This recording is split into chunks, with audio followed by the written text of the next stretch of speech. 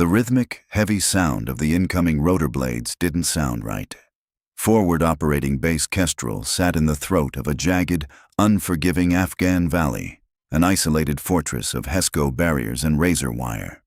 The troops here were used to the high-pitched, dual-engine whine of state-of-the-art AH-64 Apaches and sleek UH-60 Blackhawks. But the sound echoing off the canyon walls this Tuesday afternoon was deep, guttural, and undeniably old. On the tarmac, Captain Jason Hayes, call sign Vegas, the loudmouthed Golden Boy flight leader of the base's elite Alpha Flight, squinted through the swirling brown dust. Beside him, his co-pilot smirked.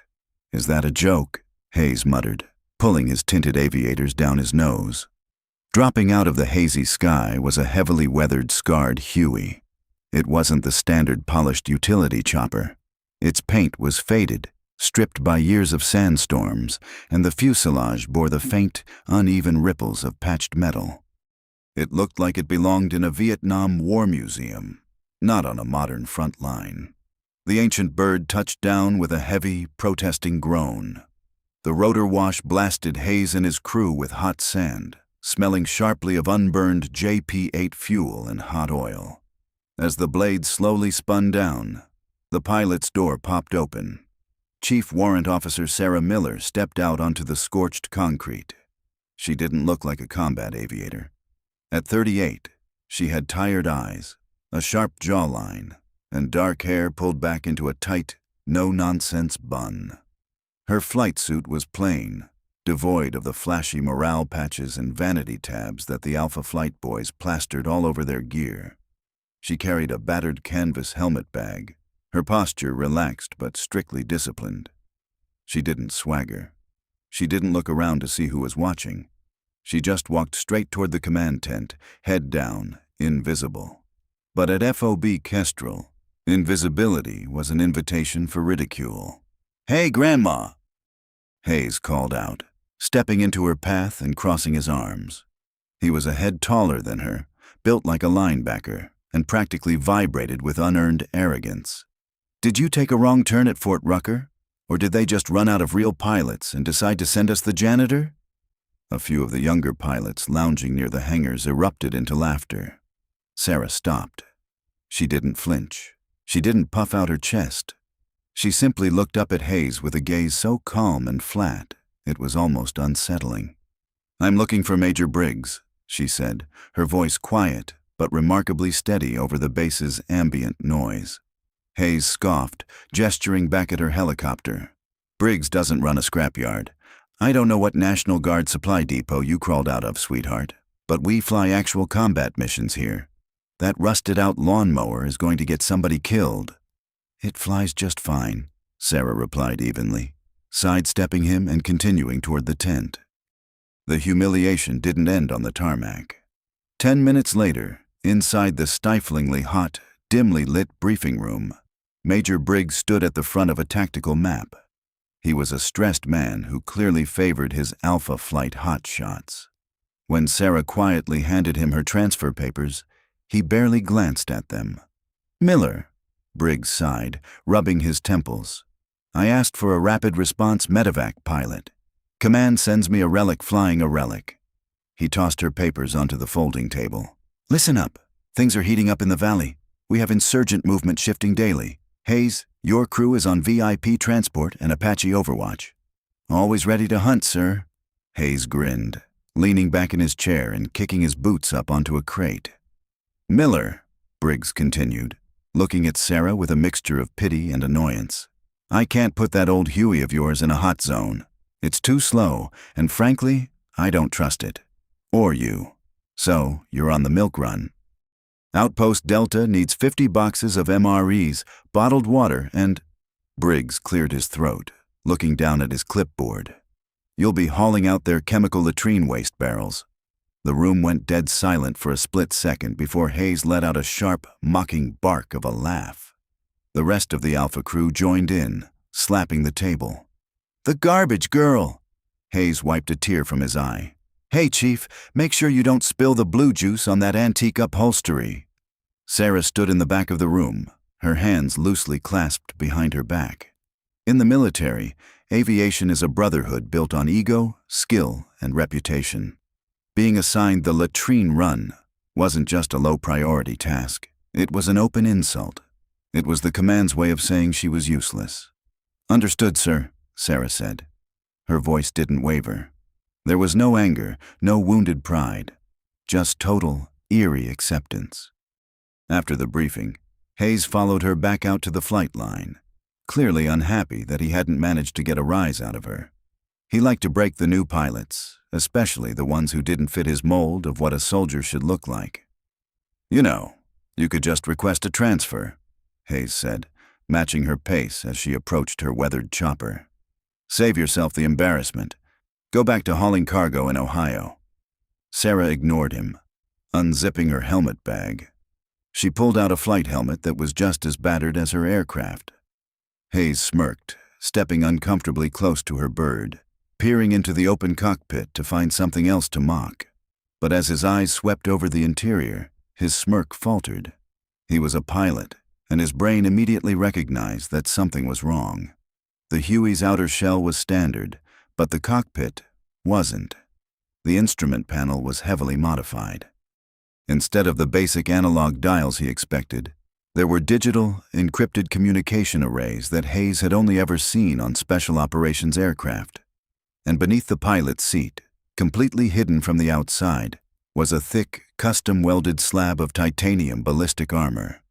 Hayes frowned, his brow furrowing. "What kind of comm suite is that?" he asked, his mocking tone suddenly replaced by genuine confusion. Standard supply choppers didn't need encrypted satellite relays. Sarah stepped between him and the door. For the first time, the quiet, unassuming woman moved with startling, predatory speed. She didn't touch him, but she closed the distance so fast that Hayes physically stumbled backward on the concrete. When he looked into her eyes, the tired, quiet demeanor was gone. Instead, he saw something cold, hardened, and infinitely dangerous. It was a look he had only seen in the eyes of men who had survived things no one ever talked about. "It's a radio, Captain," Sarah said softly. "For listening."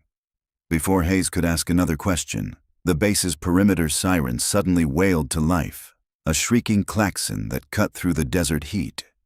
Over the loudspeakers, a panicked voice crackled. "Incoming! Incoming! Mortars in the wire! All flight crews, stand by for scramble!" Hayes scrambled toward his Black Hawk, his heart hammering. But as he ran, he cast one last glance back over his shoulder. Sarah Miller hadn't run for the bunkers. She was already strapping into her pilot's seat, her hands moving over the complex, classified dashboard with terrifying mechanical precision. The first mortar round slammed into the earth just 200 yards from the flight line, sending a massive geyser of pulverized concrete and black smoke into the air. The shockwave rattled the teeth of everyone on the tarmac. As Captain Hayes and his co-pilot sprinted toward the concrete bunkers, Hayes instinctively looked back. He expected to see the new pilot panicking, abandoning her relic of a helicopter to dive into the dirt. Instead, the Huey's twin blades were already a blur. Standard procedure during a sudden barrage was to either seek immediate cover or, if the engines were hot, get the aircraft off the ground to avoid being a static target. But the way Sarah moved defied the sluggish mechanics of the old machine. The Huey didn't just lift, it leaped. From the ridgeline 2 miles away, an insurgent spotter had clearly locked onto the movement. A sudden flash of light cut through the settling dust, followed by a thick trail of white smoke. An RPG was streaking straight toward the rising Huey. Hayes froze halfway to the bunker. "She's dead," he whispered. The rocket was less than 2 seconds from impact. A standard utility pilot would have pulled up, desperately trying to outclimb the warhead, and they would have been blown out of the sky. Sarah didn't pull up. She violently slammed the cyclic stick forward and kicked the anti-torque pedals. The heavy chopper flipped into a near-vertical dive, dropping like a stone. The RPG streaked through the exact airspace the cockpit had occupied a fraction of a second earlier, detonating harmlessly against a distant perimeter wall. But Sarah was now plummeting directly toward the tarmac. Hayes braced for the inevitable fireball. 50 feet from the ground, the Huey's engine shrieked. It wasn't the groan of a dying machine. It was the raw, perfectly tuned roar of an over-torqued turbine. Sarah executed a brutal, neck-snapping cyclic flare, catching the lift perfectly. The skids kissed the top of a HESCO barrier, scattering sand, before the chopper leveled out and vanished low into the canyon, hugging the jagged terrain at a suicidal speed. It was a textbook, highly aggressive combat evasion maneuver, the kind of flying that required superhuman reflexes and thousands of hours under fire. By nightfall, the whispers had taken over the base. Inside the stifling heat of the mess tent, the clatter of metal forks against plastic trays was drowned out by the argument at the Alpha flight table. "I'm telling you, it was a panic stall," Hayes insisted, stabbing at his powdered eggs. "She yanked the stick, the rotor bit empty air, and she dropped. Pure dumb luck." "Vegas, she dropped 50 feet and caught it right above the wall," one of the younger door gunners muttered, looking uncertain. "You don't catch a stall like that without snapping the mast. She flew that bird." "She's a garbage hauler," Hayes snapped, his ego clearly bruised by the fact that half the base was talking about the quiet woman instead of him. "She flies the Blue Juice out of Outpost Delta. If she was some kind of ace, she wouldn't be flying a museum piece." Across the base, in the heavily air-conditioned, windowless Tactical Operations Center, First Lieutenant Mark Evans wasn't eating. Evans was the base intelligence officer, a sharp, cynical 26-year-old who spent his life staring at drone feeds and signal intercepts. He didn't care about pilot egos or mess hall gossip, but he had watched the tarmac security footage of the mortar attack. He had rewinded Sarah's evasion maneuver a dozen times. He knew exactly what he was looking at. That wasn't a panic stall.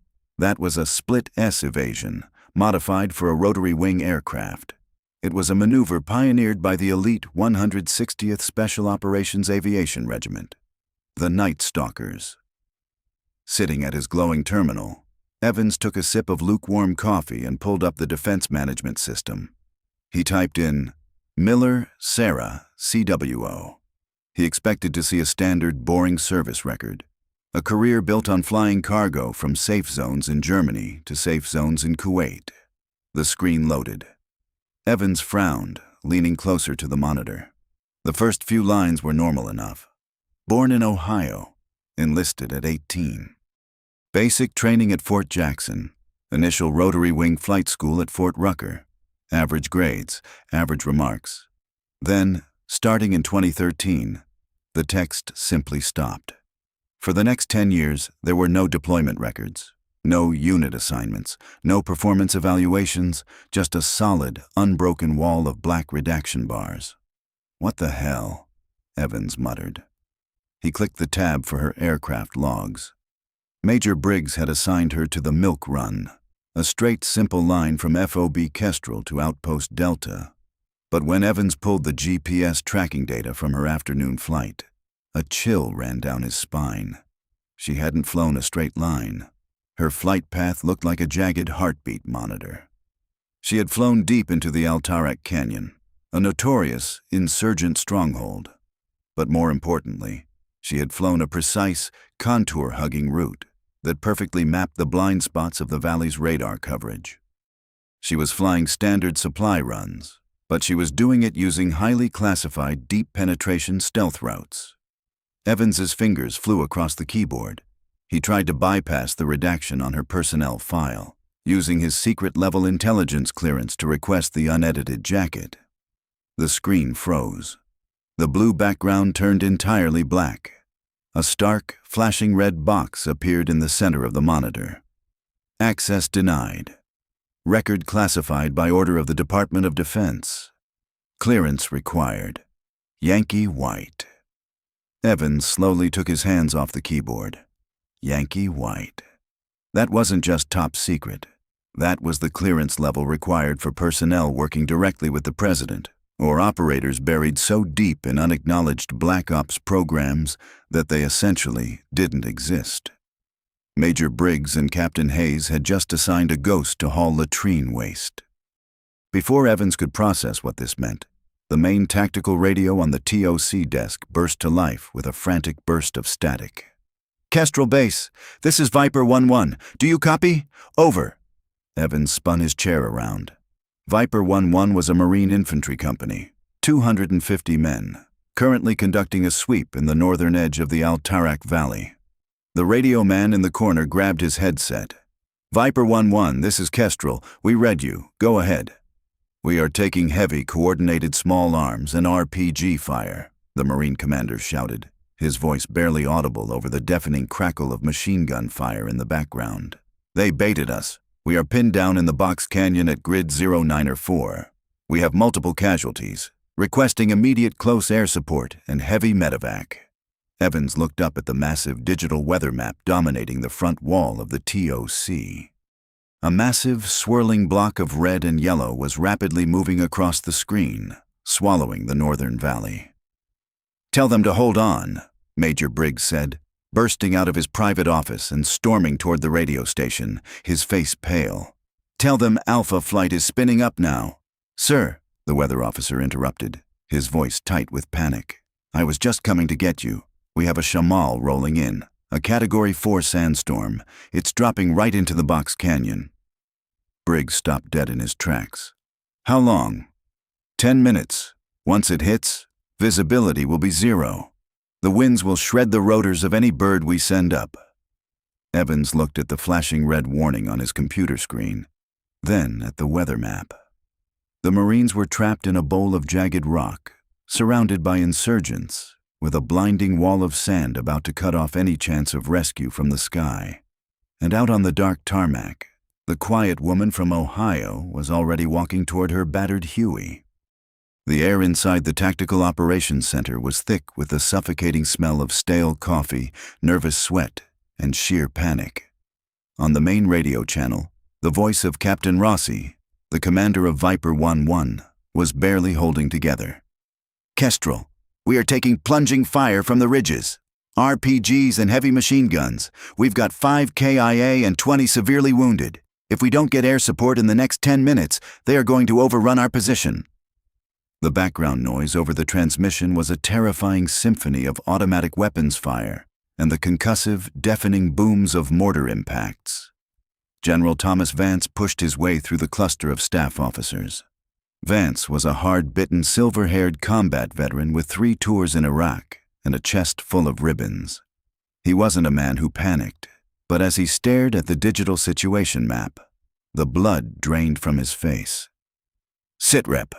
Now," Vance barked, his voice cutting through the chaos.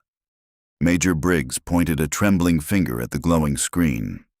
"Sir, Viper 1-1 walked right into a horseshoe ambush in the Al-Tarak Box Canyon. It's a literal meat grinder. The insurgents hold the high ground on 3 sides."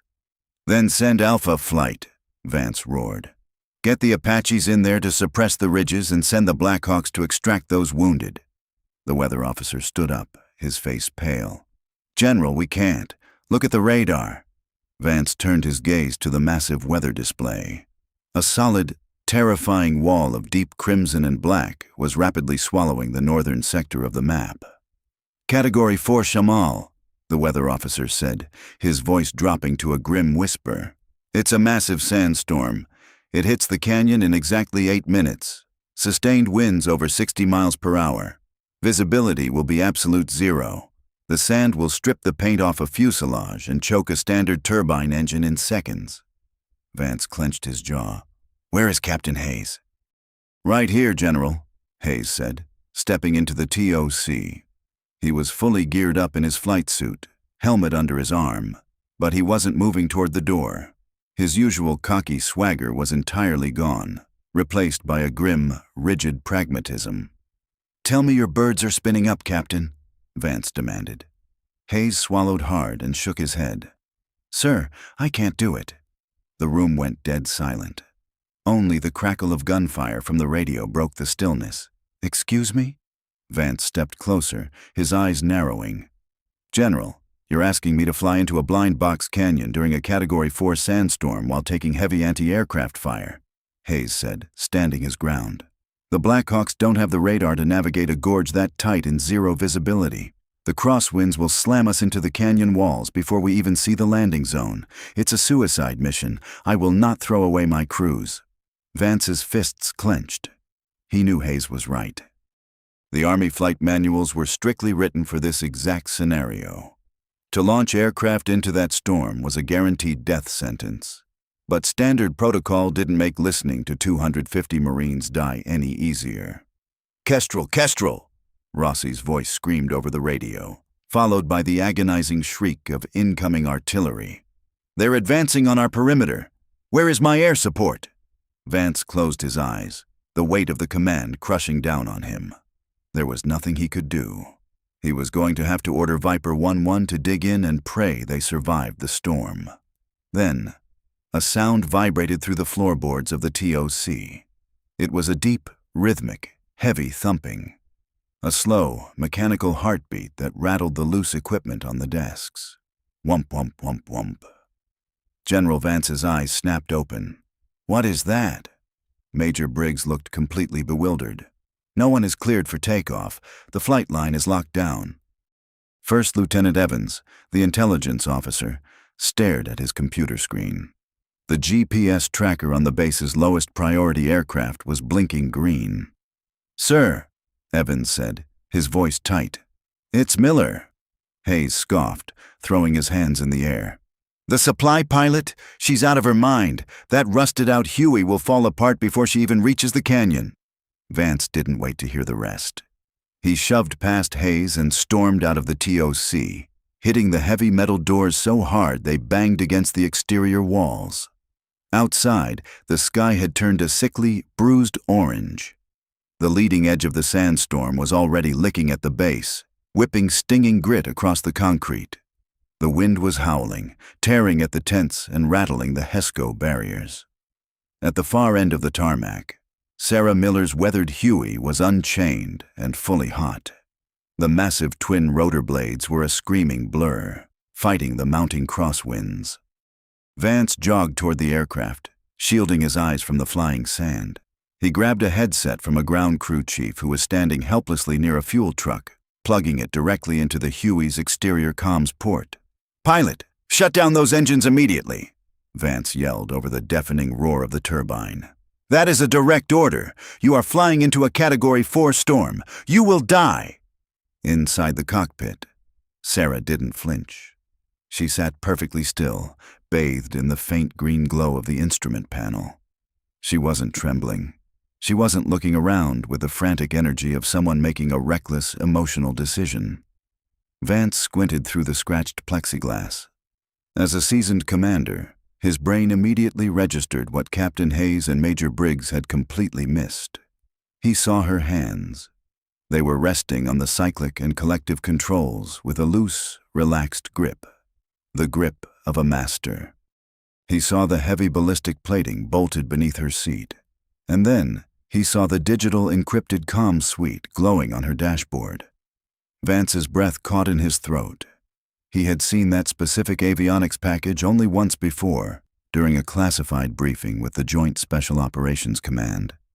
It was restricted hardware, issued exclusively to Task Force 160. Sarah turned her head and looked directly at the general. Her expression was devoid of fear. "General Vance," Sarah's voice crackled through his headset. It was smooth, calm, and terrifyingly cold. "I have 250 Marines taking fire from elevated positions. The storm gives me cover from their anti-aircraft sights. I have the canyon mapped on a proprietary terrain-following radar, and my bird is heavily up-armored." Vance gripped the headset cord. "Who are you, Chief?" "I am the medevac you requested, sir," she replied simply. "Now clear me, or I take off without clearance." Hayes ran up behind Vance, shouting over the wind. "General, ground her! She's going to get herself killed to prove a point!" Vance looked at Hayes, then back at the quiet woman in the battered helicopter. He remembered the unblinking, predator-like calm in her eyes. He remembered the JSOC comms suite. The general dropped the exterior comms line. He stepped back from the aircraft, raised his right hand, and delivered a razor-sharp salute. "Clear for takeoff," Vance roared, pointing toward the mountains. Hayes stared at the general in absolute shock. "Sir, you can't be serious." But Sarah was already moving. The Huey didn't hesitate. With a deafening roar, the ancient helicopter pitched forward and launched off the concrete, banking violently against the howling wind. It shot low over the perimeter wire, flying barely 20 feet off the ground, and disappeared straight into the massive, blinding wall of churning brown sand. Inside the Tactical Operations Center, the silence was suffocating. The only sounds were the howling wind tearing at the reinforced walls outside, and the frantic, static-laced gunfire bleeding through the main radio console. General Vance, Captain Hayes, and Lieutenant Evans stood paralyzed around the digital topographical map. In the center of the screen, a single green dot was moving toward the Al-Tarak Box Canyon at a terrifying speed. "She's pulling 140 knots, Evans whispered, staring at the telemetry data in sheer disbelief. He aggressively tapped his keyboard, recalibrating the feed, certain it was a glitch. "General, that's impossible. The crosswinds in the valley are clocking at 65 miles per hour. Standard flight physics says that Huey should have been slammed into the canyon wall 3 miles ago." "She's flying nap of the Earth," Vance said, his voice low, his eyes locked on the green dot. "She's staying below the radar ceiling, hugging the terrain so tightly that the storm's upper-level wind shear can't grab her rotors. She's practically skimming the sand." Hayes crossed his arms, his face pale and sweating. "Sir, the box canyon narrows to a width of barely 100 feet. Her rotor span is 48 feet. In zero visibility, with no optical references, she's flying blind into a rock crevice. She is going to die, and we are listening to a suicide." "She's not blind," Evans interrupted, pulling up a secondary data stream. The young intelligence officer pointed at a string of encrypted code scrolling down his monitor. "She's broadcasting a proprietary telemetry handshake. I can't read the raw data because I don't have Yankee White clearance, but I know what it is. It's a synthetic aperture millimeter wave radar. It paints a perfect 3D wireframe of the terrain directly into her helmet visor. She can see right through the storm." Hayes swallowed hard, his arrogant facade completely crumbling. That technology didn't belong on a supply chopper. It belonged to the most elite, highly classified rotary wing assassins on the planet. On the radio, the situation on the ground was rapidly deteriorating. "Kestrel, we are taking massed fire from the eastern ridge," Captain Rossi's voice screamed over the comms, breathless and desperate.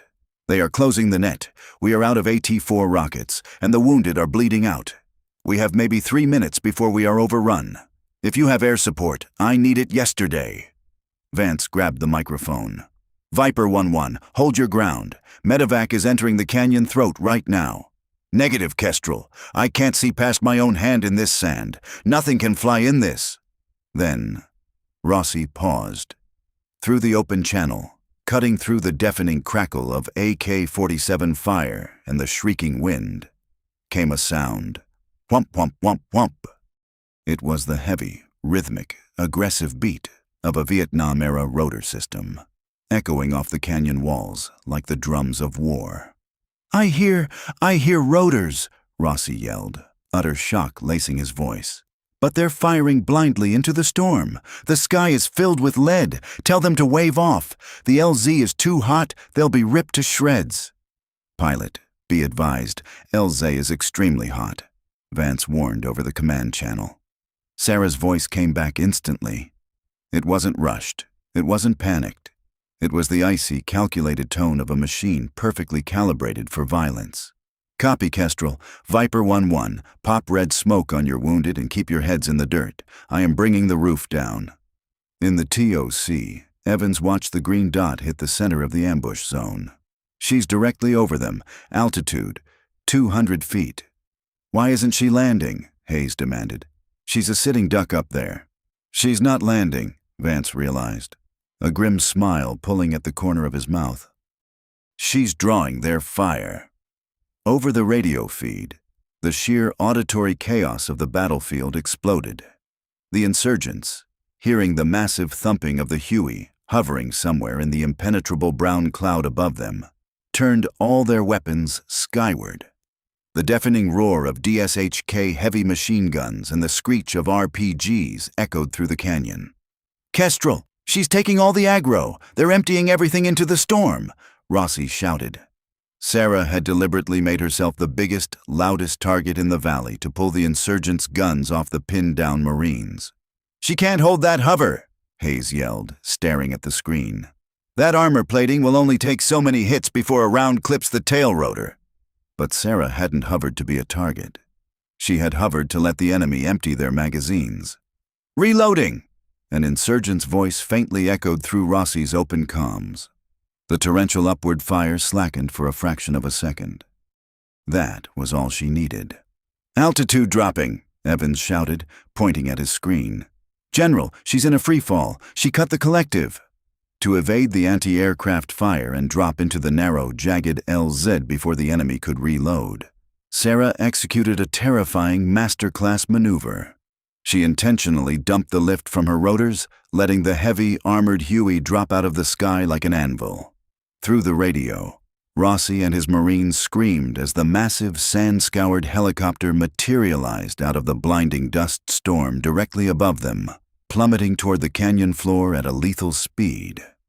50 feet from the rocks, Sarah violently yanked the cyclic stick back and stomped the anti-torque pedals. The Huey snapped into a brutal J-hook, a violent sliding flare that whipped the tail section around in a 90-degree arc, bleeding off all forward momentum in a single, frame-shuddering second. The skid slammed into the rocky earth right in the center of the Marine perimeter, perfectly straddling the wounded. The rotor wash hit the canyon floor like a hurricane, blasting a localized dome of clear air in the middle of the sandstorm and knocking 3 advancing insurgents off their feet. Inside the TOC, there was absolute silence. Even Hayes was speechless. To execute a blind free-fall J-hook into a canyon barely wider than the rotors, in the middle of a Category 4 storm, was an act of aviation perfection that defied human limits. On the radio, Rossi was panting, his voice trembling as he stared at the battered, smoking Huey sitting in his perimeter. "Kestrel," Rossi breathed heavily. "That J-hook, the way she flared the tail." Rossi had been a Force Recon Marine 10 years ago, running classified direct action raids in the darkest corners of the globe. He had only ever seen one pilot fly with that terrifying, physics-defying aggression. A legendary Task Force 160 pilot whose file was so classified their real name was never spoken, known only for dropping into impossible fire zones to pull operators out of the fire. "Kestrel!" Rossi's voice hitched with awe and sudden, overwhelming realization. "Who is flying that bird?" "Chief Warrant Officer Sarah Miller," Vance replied, his voice thick with pride. There was a long pause on the radio. Gunfire pinged off the Huey's thick titanium underbelly like terrifying hail. "No," Rossi said, his voice dropping to a fierce, reverent whisper. "That's not Miller. I'd know that flight profile anywhere." Rossi clicked his secondary channel to speak directly to the chopper. "Nightbird, is that you?" In the TOC, Hayes physically recoiled, his eyes widening in pure horror. "Nightbird?" he whispered, looking at Evans. "The JSOC Phantom? The pilot who got the Medal of Honor for the Mogadishu extraction? That's a myth. That's a ghost story they tell at flight school." Over the radio, the quiet, unassuming woman from Ohio finally answered. "Load the bleeding, Rossi." Sarah's voice crackled, cold as ice. "We have exactly 40 seconds before they dial in our coordinates with mortars. Get them on my bird now." The Shamal broke just before sunset. The roaring 60-mile-per-hour winds finally exhausted themselves, dying down to a heavy, choking breeze that left Forward Operating Base Kestrel blanketed in a thick layer of fine orange dust. On the flight line, nobody spoke. The entire base, mechanics, supply clerks, infantrymen, and the suddenly very quiet hotshots of Alpha Flight, stood shoulder to shoulder along the edge of the tarmac. They were all staring into the hazy southern sky, straining their ears. Then they heard it. It wasn't a roar. It was a mechanical death rattle. The agonizing, grinding screech of a failing turbine and a shattered transmission, accompanied by the sluggish, heavy whump-whump of battered rotor blades. Out of the dying dust storm limped the Huey. It was a flying corpse. The fuselage was completely riddled with heavy-caliber bullet holes, the metal peeled back like jagged tin cans. Black, oily smoke billowed from the engine cowling, and a steady, alarming stream of red hydraulic fluid sprayed from the tail boom. The skids were bent, and the windshield was completely spiderwebbed with sniper impacts that had been stopped just inches from the pilot's face. By all laws of aviation physics, the aircraft should have been a smoldering crater in the Altarek Valley. Instead, it was flying. The Huey groaned as it crossed the perimeter wire, descending with a terrifying wobble. It hit the concrete tarmac hard, bouncing once before the skids scraped to a violent, sparking halt. Instantly, the base's medical team sprinted forward. The side doors were kicked open, and medics began pulling out the critically wounded Marines of Viper 1-1. Behind them, climbing out of the blood-slicked cabin, was Captain Rossi. His uniform was torn and covered in sand, but he was alive. Because Sarah had drawn the anti-aircraft fire and shattered the enemy's formation, the rest of his 250 Marines had been able to break the ambush and secure a defensible exfil point. As the medics rushed the casualties toward the surgical tent, the crowd's attention slowly shifted to the cockpit. The Huey's engines whined, coughed, and finally died with a sputtering hiss. The massive rotor blades slowed, drooped, and came to a rest. For a long moment, nothing happened. Then, the pilot's door popped open. Chief Warrant Officer Sarah Miller stepped out. She looked exactly as she had when she arrived. Her flight suit was dusty, her hair was pulled back into a tight bun, and her face was completely devoid of emotion. She calmly reached back into the cockpit, grabbed her battered canvas helmet bag, and began walking toward the command tent. She didn't swagger. She didn't look for applause. But as she walked, the crowd of soldiers parted for her like the Red Sea. Standing directly in her path was Captain Hayes. The loud-mouthed golden boy leader of Alpha Flight looked physically ill. All the color had drained from his face. His arms hung limply at his sides, and his eyes were wide with a mixture of absolute terror and profound, crushing humiliation. He had spent the last 24 hours calling this woman a garbage girl, and mocking her to anyone who would listen. Now he was staring at a living, breathing god of the sky. Sarah didn't even look at him. She just kept walking.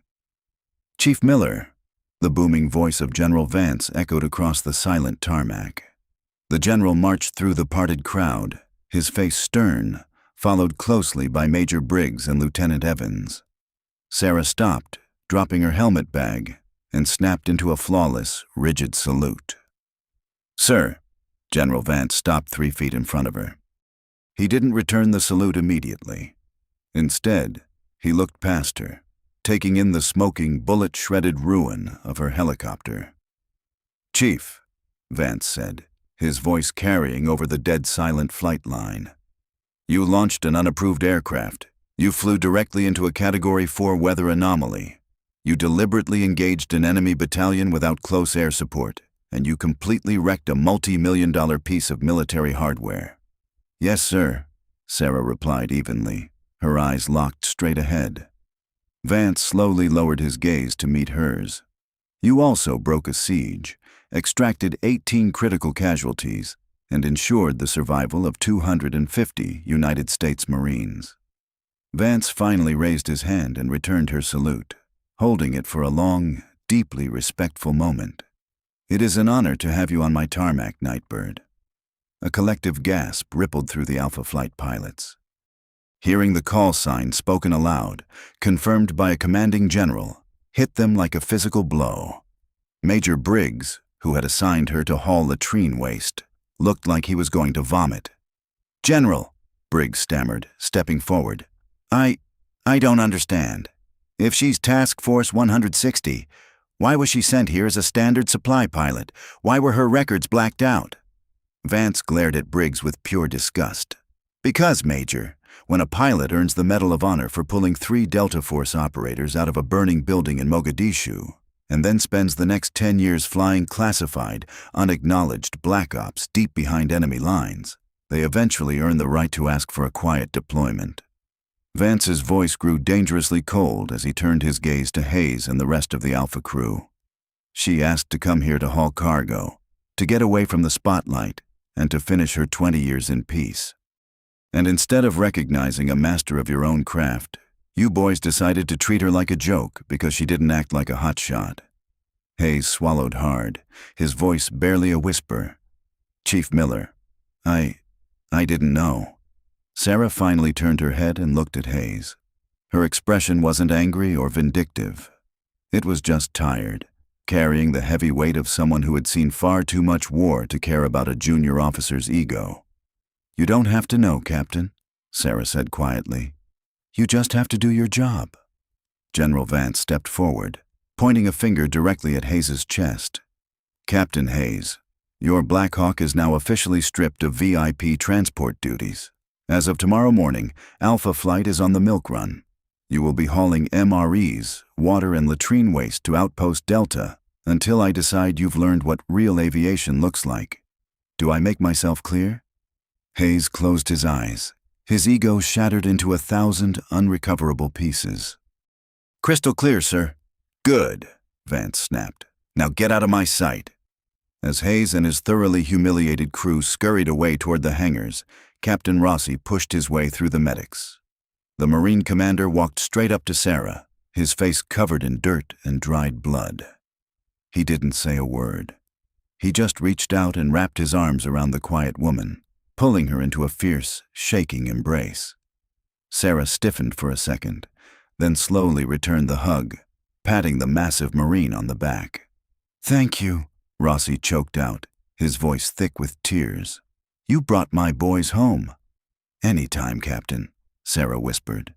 When Rossi pulled away, wiping his eyes, General Vance gave Sarah a warm, knowing smile. Go get some rest, Chief. I'll have the mechanics see if they can buff those scratches out of your bird. Sarah picked up her battered canvas helmet bag. For the first time since she had arrived at Forward Operating Base Kestrel, the faintest ghost of a smile touched the corners of her mouth. It flies just fine, sir, she said. With that, the quiet woman from Ohio turned and walked away toward the barracks. She didn't look back. She didn't need to. Every single soldier on the tarmac, from the lowest private to the commanding general, stood at strict attention and saluted her as she walked by, watching the greatest pilot in the United States military fade back into the shadows.